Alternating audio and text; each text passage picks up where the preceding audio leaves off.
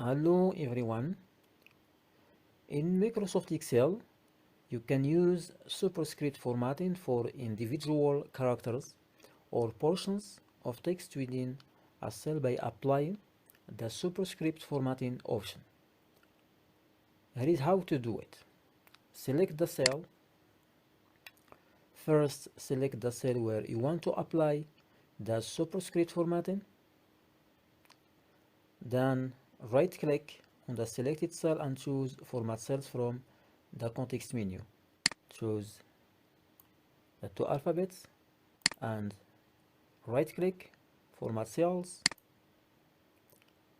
or you can press Ctrl 1 plus 1 to open the Format Cells dialog.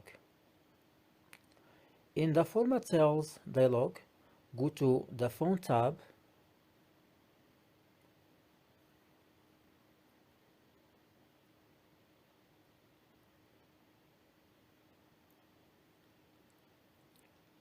Under the Effects section, you'll find a checkbox labeled Superscript and check this box.